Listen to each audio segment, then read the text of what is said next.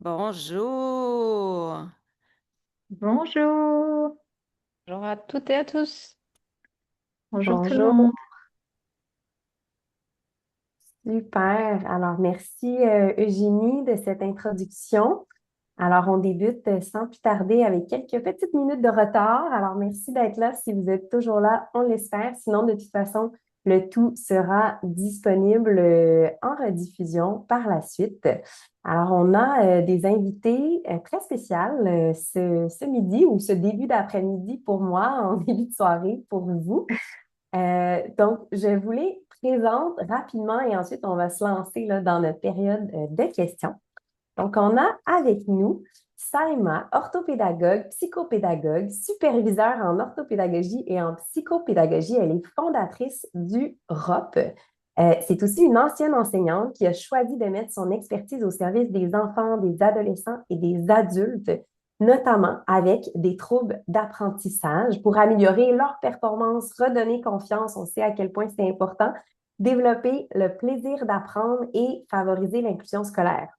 Elle est aussi formatrice et propose une formation en orthopédagogie, la première formation en France avec un stage pratique en cabinet. Alors, bonjour Saïma. Bonjour. Et si vous croyez que c'était tout, mais non, on a aussi Alexandra avec nous qui a un bagage tout aussi impressionnant que celui de Saïma. Alors, après une première expérience en mairie auprès d'enfants atteints de TSA, puis en petite enfance avec une spécialisation en développement moteur, c'est son parcours en formation à la gestion d'entreprise qui l'a conduite vers l'orthopédagogie et la psychopédagogie.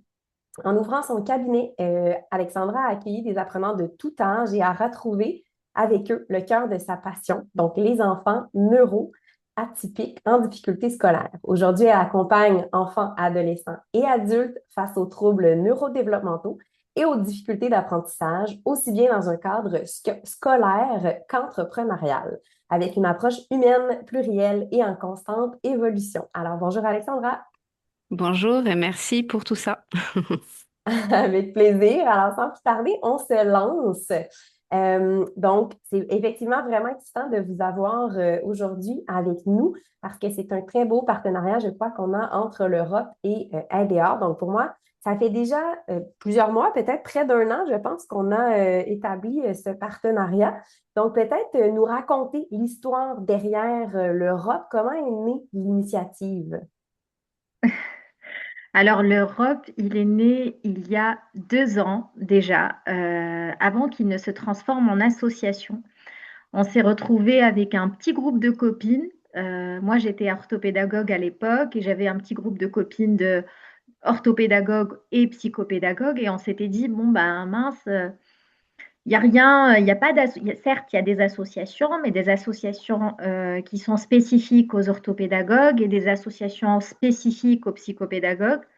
On s'était dit, c'est dommage, on a tellement à partager et ça serait top en fait de mettre tout le monde dans sous le même toit. Et donc, euh, bah, du coup, l'idée, elle est venue comme ça. Donc, le réseau a commencé à grandir. De 8 personnes, c'est devenu une cinquantaine de personnes. Et d'une cinquantaine de personnes, ça a commencé à se développer à une centaine de personnes. Et puis, enfin, il y a eu du monde qui a commencé à arriver au sein de ce réseau, qui était juste un réseau, mon réseau à la base. Et puis ensuite, on s'est retrouvé avec 200 et quelques personnes. Et là, je me suis dit, au bout de 2 ans, je me suis dit, ça serait bien de le transformer en association.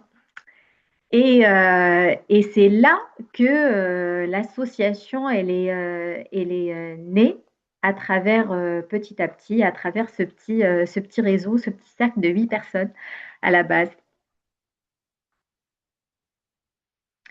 Il y a aussi le côté où, à l'époque, j'étais aussi enseignante. Euh, J'étais encore enseignante en école maternelle et je suis aussi maman de 3 enfants neuroatypiques, donc Asperger, HPI. Ma petite dernière, elle est dyslexique, dysorthographique, TDAH. Ma deuxième, HPI. Et je me suis dit, ah, autant que maman, je croise, enfin, j'avais beaucoup de problématiques parfois pour faire les rappels des PAP, pour justement relancer certains profs qui ne les appliquaient pas. le montage du dossier MDPH, qui est un vrai casse-tête pour nous ici. Et puis sensibiliser certains parents qui étaient dans mon école avec des enfants qui étaient pas encore diagnostiqués et qui avaient besoin d'un diagnostic. Et enfin, tout ce qu'il y a autour aussi de la vie d'orthopédagogue, etc. Donc j'avais les trois casquettes à l'époque. Et je me suis dit, ah ben, c'est dommage, en fait, l'information elle ne circule pas partout. Et c'est dommage enfin, que tout le monde ne puisse pas avoir les mêmes informations pour que ça soit plus simple et que ça puisse favoriser au final l'inclusion de tous ce petit monde-là. Et d'où l'idée d'Europe, en fait, qui est née avec les quatre pôles.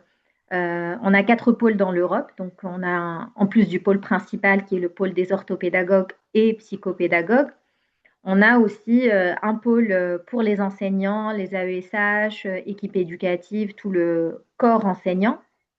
Un pôle avec le personnel, les professionnels du médical et paramédical, neuropsy, orthophonistes, etc.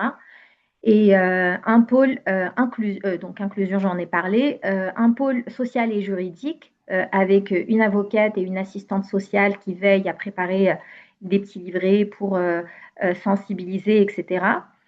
Et le dernier pôle, c'est le pôle des familles pour réunir toutes les familles qui sont adhérentes d'Europe et donc voilà, pour donner accès à toutes ces personnes-là, qu'on puisse communiquer plus facilement, etc.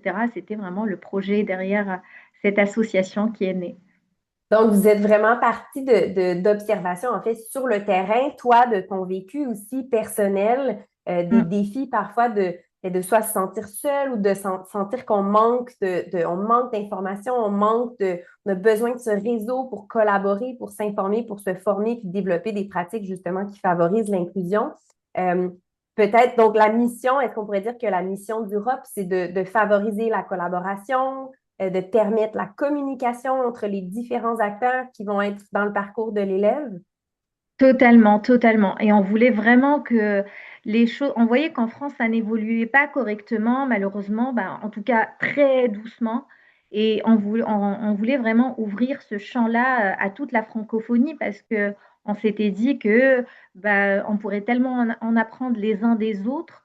Et donc, voilà, c'est pour ça que l'Europe, il s'est ouvert aussi à toute la francophonie, en gros. Mais c'est parti des constats. Sur le terrain français, en fait.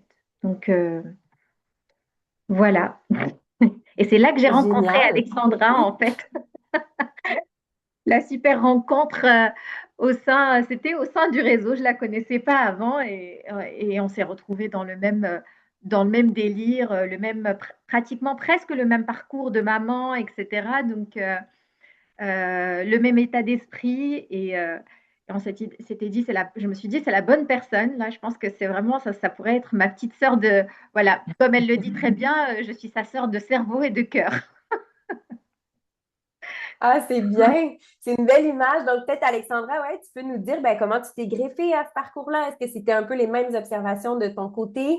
Puis peut-être si tu peux nous partager aussi un exemple concret où la diffusion des contenus ou de la formation d'Europe, en fait, là, a eu un impact mesurable sur des pratiques, que ce soit avec les AESH, les enseignants, les orthos, les psychopèdes. En fait, bon, comme elle l'a dit, Saïma, j'ai eu un petit peu le même parcours avec des enfants neuroatypiques. J'ai un enfant, mon fils cadet est TDAH et au potentiel, et mon fils aîné est au potentiel avec suspicion de TSA. Mais c'est pas tant mes enfants au départ qui m'ont poussé à ça, enfin à faire toutes ces recherches. C'est plutôt les apprenants que j'avais, les apprenants adultes qui rencontraient énormément de difficultés et pour apprendre, hein, tout simplement. Et c'est de là où je me suis dit bon, il faudrait que je fasse quelque chose, comme tu l'as clairement dit tout à l'heure dans notre présentation plus mes enfants qui je trouvais pas d'accompagnement vraiment qui leur correspondait. Et donc, bon, je me suis formée, comme tu l'as dit tout à l'heure. Et après, j'ai rencontré, par le biais d'autres collègues, le réseau ROP. que Saïma avait fondé sur WhatsApp. Et de là, j'ai adopté totalement les valeurs qu'elle transmettait, parce qu'elles me correspondaient totalement. On s'est, je dirais, rejoint dans une réunion, une dual réunion, pour échanger sur toutes ces valeurs, sur tous ces défis qu'on pouvait rencontrer déjà en tant que parent, mais aussi en tant que professionnel. Et quelles solutions l'Europe pouvait apporter à tout ça. Donc, c'est de là aussi qu'est née l'association avec toutes ces interrogations, donc tous ces besoins, je dirais, et la réponse qu'on pouvait apporter à notre niveau. Voilà. Super, merci. Euh, donc, qu'est-ce qu'on peut venir chercher peut-être au ROP comme concrètement, comme formation, comme développement professionnel, comme outil?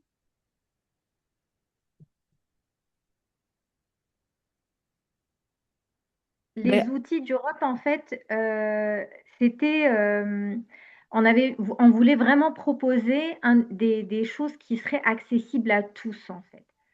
C'est-à-dire des webinaires, des, euh, des, euh, un drive collaboratif. Donc, on a un drive collaboratif pour les familles, un drive collaboratif pour les orthopédagogues, psychopédagogues, un drive du coup pour les enseignants aussi, où ils pouvaient trouver plein de documents, plein d'outils, plein de choses à l'intérieur de ce drive-là. Aussi l'accessibilité au web café. Les web cafés pour sensibiliser sur les troubles. On en a fait un sur le TDAH il n'y a pas très longtemps, où on a vraiment fait témoigner des personnes, des adultes avec un trouble de l'attention qui le vivent tous les jours, qui se sont fait diagnostiquer plus jeunes. Et on voulait vraiment montrer, donner cette petite touche d'espoir aussi que le trouble, certes, il y a des difficultés, il y a des choses qui ne sont pas toujours très simples dans le quotidien, mais il y a aussi des petites folies, des petites choses qui sont plutôt positives, des personnalités très attirantes, très attractives. Voilà, on voulait vraiment montrer quelque chose qui change, en tout cas un peu plus positif que ce qu'on pouvez entendre ou voir aussi.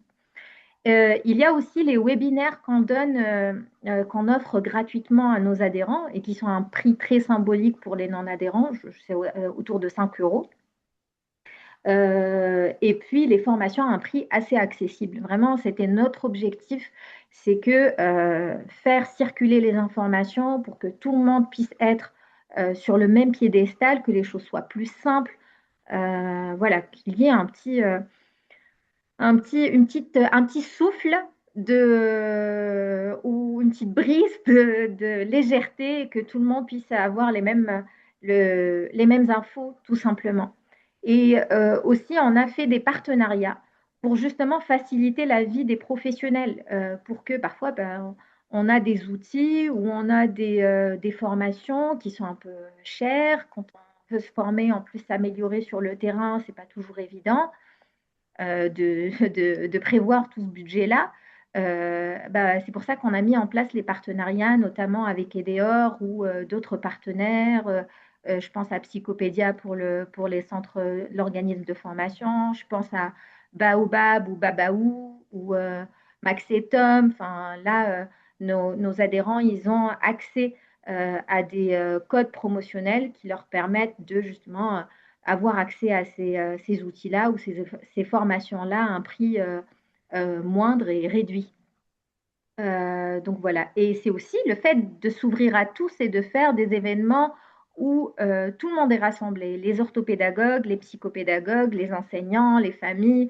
Et ça permet de faire circuler, encore une fois, l'information, d'avoir cette ouverture-là. C'est pas chacun dans son coin, chacun dans son association. Nous, notre idée, c'était vraiment de réunir tout ce bon monde, tous sous le même toit. Vraiment, c'était l'idée pour que ça soit plus simple à toutes ces personnes qu'on suit en fait dans le quotidien aussi. Je rajouterai, si tu permets, Saïma, Oui, vas-y. que le maître mot, c'est l'accessibilité. Ouais. l'accessibilité à l'information et la diffusion aussi de cette information parce qu'on n'utilise pas tous les mêmes canaux. Et là, le fait est, comme a dit Saïma, de nous regrouper sous un même toit, ça permet d'avoir en fait aussi, enfin, ça permet aux familles et aux professionnels de savoir où aller. Quand on a un plan avec une destination, c'est beaucoup plus simple pour y accéder que quand on y va à l'aveugle. Oui, puis je Mm. pense que ça devient même une communauté d'apprentissage finalement où le partage des savoirs ben, est partagé et échangé. Ça permet aussi de briser l'isolement parce qu'effectivement, en pratique libérale, entre autres, on peut rapidement fermer la porte du cabinet puis on se retrouve seul face à ses apprenants. Puis parfois, ben voilà, on peut se sentir un peu au prix avec certains défis ou ne pas savoir comment surmonter certains obstacles. Donc, je pense que c'est tellement riche, effectivement, d'avoir cette chance de collaborer avec des gens ben, à l'international, finalement. Donc, c'est vraiment, Exact. effectivement, quelque chose qui fait votre richesse, pardon. Ben, si je peux vous poser, parce que vous nous avez parlé, bon, comment on a commencé à collaborer avec vous ou la collaboration avec d'autres organismes, donc pour l'accessibilité vos projets, vos ambitions pour les prochaines années? Alors, projet et ambition, on y va, c'est parti. On voulait vraiment tout d'abord développer plus la visibilité d'Europe pour que tout le monde puisse avoir accès et que tout le monde puisse connaître cette association-là et que tout le monde puisse s'y retrouver au final, ne serait-ce qu'un petit peu. Et deuxième objectif, c'était vraiment enfin, se retrouver face à une société. Bon, bah, c'est un peu pour l'instant bon, difficile à atteindre, mais au moins on aura mis notre petite pierre à l'édifice. C'est se retrouver dans une société un peu plus inclusive et qui puisse prendre en considération euh, bah, le handicap de certaines personnes, les difficultés de certaines personnes. Ensuite, on aimerait vraiment beaucoup faire encore plus faire connaître l'orthopédagogie ou la psychopédagogie. Bah, l'orthopédagogie, c'est beaucoup plus connu au Canada, en Belgique, etc., contrairement à la psychopédagogie. Et on aimerait vraiment faire connaître aussi les psychopédagogues, toute cette discipline de la psychopédagogie ailleurs. Et en France, vraiment, on aimerait faire connaître un peu plus et faire plus tard reconnaître ces deux corps de métier qui sont vraiment d'une force incroyable dans le parcours des enfants et des adolescents et des adultes ayant des difficultés et des troubles. Et ensuite, bah, bien évidemment, plus de collaboration, encore plus large, encore plus, soyons fous. Et enfin, bon, arriver à l'étape extrême pour nous, c'est arriver à une reconnaissance mais on y travaille, on essaie de bosser sur ça. Si on arrive à les prises en charge, enfin, psychopédagogiques ou orthopédagogiques, pour nous, ça serait vraiment énorme. Plus tard, la Sécu, etc. Mais c'est déjà pas mal, en fait. Donc, voilà, la reconnaissance dans un sens large, euh, beaucoup plus large que ça au final. Je ne sais pas si tu veux rajouter autre chose, Alexandra. Oui, en fait, ce qu'on tend à construire, c'est un écosystème, en fait, plus Oui. cohérent autour des pratiques, autour de la place de chacun et autour des accompagnements, parce qu'on a tous à y gagner, en fait. Et encore plus les familles que l'on accompagne, euh, en fait, c'est vraiment ça qu'on tend à construire. Et les familles qu'on accompagne, pas seulement en France, mais aussi à l'international. Mm, totalement. Ouais. Puis effectivement, hein, je pense que c'est ce que, en tout cas pour ma part, ce que j'ai vraiment découvert dans les derniers mois en discutant avec vous, entre autres, c'est que l'orthopédagogie et la psychopédagogie, c'est vraiment deux professions, deux métiers qui sont complémentaires. Elles ont des approches qui vous avez vos morceaux de casse-tête au début pour vous représenter, mais je pense que la psychopédagogie puis l'orthopédagogie, c'est deux approches aussi qui se complètent vraiment très bien. Et effectivement, la psychopédagogie n'est pas encore très connue au Québec, mais qui s'est Dans les années à venir, je pense que pourquoi pas. Et j'allais dire aussi, je crois que dans les dernières semaines aussi, il y a eu quand même de très belles nouvelles pour le métier de l'orthopédagogie en France, de nouvelles lignes directrices qui ont été publiées. Donc, c'est quand même très encourageant, je crois, pour la profession de votre côté de l'océan. Oui, tout à fait. Oui, c'est vrai Euh, qu'on a pu. Il y a des organismes aussi qui ont le même combat que nous, hein, forcément. Bon, nous, on reste à l'échelle de l'association, mais il y a des organismes de formation, effectivement, qui sont aussi dans cette dynamique de pouvoir faire connaître et reconnaître ces métiers-là, parce que ça reste des métiers chez nous qui sont encore très méconnus et malheureusement, ça a un impact pour beaucoup je dirais, de praticiens. De praticiens, Absolument. voilà. Ouais, c'est en train de petit à petit de s'ouvrir. De Mais s'ouvrir le besoin, il est présent, hein. Le besoin, il est ouais, présent. Ça, par contre, je pense que le fait qu'il y ait un vrai besoin, que ce soit en France ou ailleurs, fasse que les familles commencent à chercher par elles-mêmes et trouvent par elles-mêmes. Mais c'est pas venant d'une orientation, par exemple, d'un professionnel du paramédical. Parfois, oui, ça arrive, Dieu merci, mais il y en a beaucoup qui sont vraiment dans la recherche personnelle parce qu'ils sont tellement dans ce désespoir. Parfois, ils arrivent à un état de fatigue intense qu'ils se disent bah, je vais voir s'il y a d'autres moyens. Donc, euh, oui, bon, bah, tant mieux ou pas, je ne sais pas, mais en tout cas, c'est une manière aussi de faire connaître, de faire connaître l'orthopédagogie et la psychopédagogie.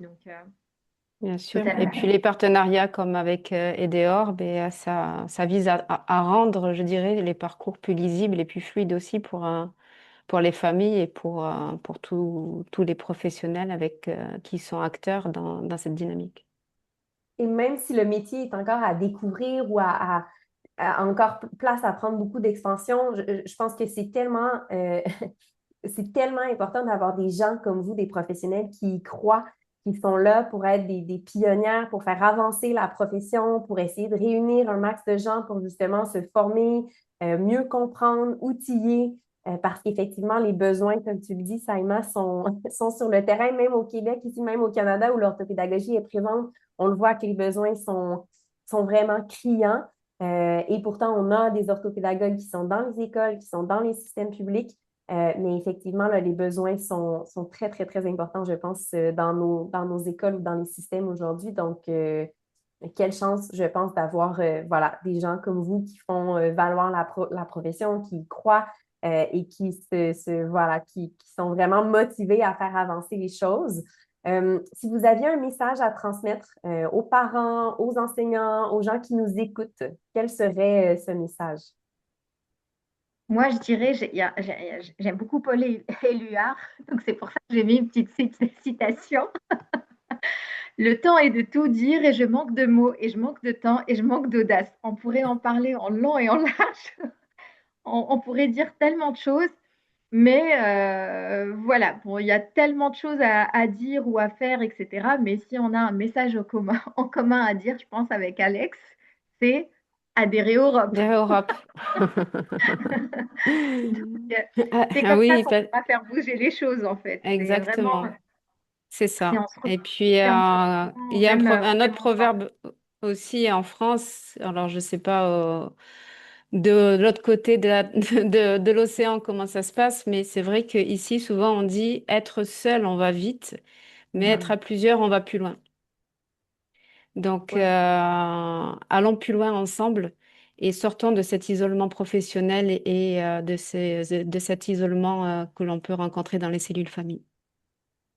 Oui, Ouais, on se tellement. complète tellement, on se complète tellement tous, que ce soit les familles, elles ont besoin de nous, nous on a besoin des familles, on a besoin des personnels, des professionnels du paramédical et médical, des orthophonistes, des neuropsys, des ergothérapeutes, on a besoin des enseignants, des AESH, on a besoin de tout le monde. Donc chacun a sa place Euh, donc, et c'est hyper important justement de se retrouver tous ensemble, de réfléchir aux mêmes objectifs et surtout comment les atteindre, tout simplement. Ouais, tellement. Puis je pense qu'effectivement, hein, il y a pas de compétition, il n'y a pas un métier qui, qui est meilleur que l'autre ou qui devrait prendre plus de place. Je pense que tous les approches sont effectivement complémentaires et je pense que effectivement, il faut continuer à se former, il faut continuer à réfléchir à mettre en place notre développement professionnel pour avancer dans la profession. Mais je pense que, comme tu dis, chacun a sa place.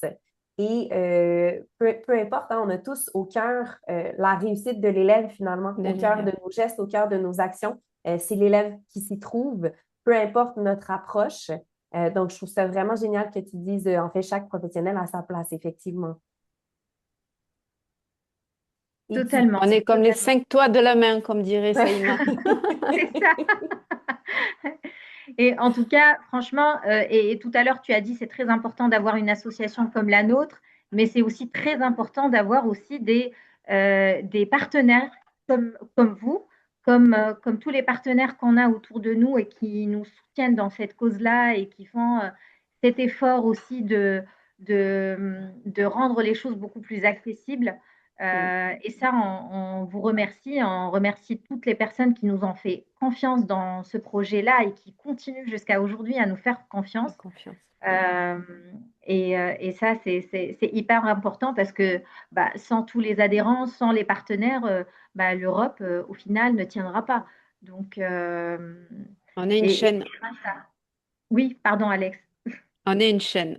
Oui, exactement. On est une chaîne. Voilà. On est une chaîne et chaque maillon a son importance. Ouais, c'est Totalement. vraiment bien dit. Mm. Et comment on fait pour vous retrouver? Donc là, on voit deux codes QR à l'écran. On peut vous retrouver sur les réseaux sociaux, Facebook, LinkedIn, YouTube, Instagram. On peut adhérer avec le code à gauche, si j'ai bien compris. C'est C'est ça. ça. C'est ça. Donc, le code à gauche pour adhérer, le code à droite, c'est le code Instagram. Mais vous pouvez nous trouver aussi, on a une page LinkedIn, on est sur YouTube, on a déjà mis tous les web cafés, enfin, il y en a un pour l'instant, mais il y en a un autre qui va arriver fin avril sur la dyslexie, où on va faire témoigner une famille entière, donc le papy dyslexique, la maman dyslexique et l'ado dyslexique.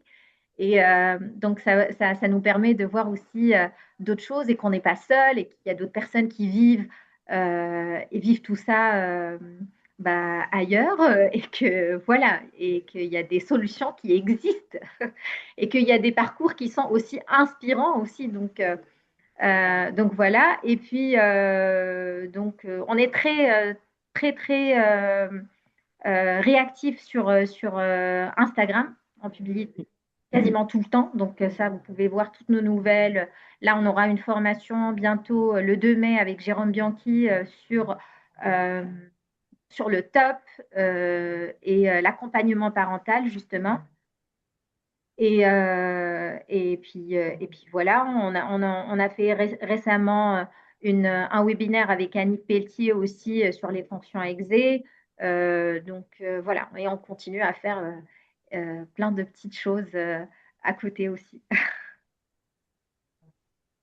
Super, ben merci beaucoup d'avoir été là. Merci de votre temps, merci de votre passion, de votre motivation à faire bouger les choses, à faire avancer, à créer ce réseau de professionnels pour, voilà, pour accompagner nos petits comme nos grands, parce que comme on l'a vu au tout début, vous accompagnez vraiment une variété d'apprenants. Alors, merci à vous deux et on a bien hâte là, de Merci à poursuivre vous. cette collaboration-là avec vous. Merci Merci à vous. beaucoup à vous et merci aussi pour cette collaboration, ce partenariat qui promet de belles choses. Totalement. Et on est très fiers de ce partenariat d'ailleurs. Oui, Et merci à toutes les personnes qui nous ont écoutés, à tous nos adhérents. On fait un petit coucou aussi. Et puis, bah, à bientôt. à On se dit à bientôt. bientôt. C'est beau.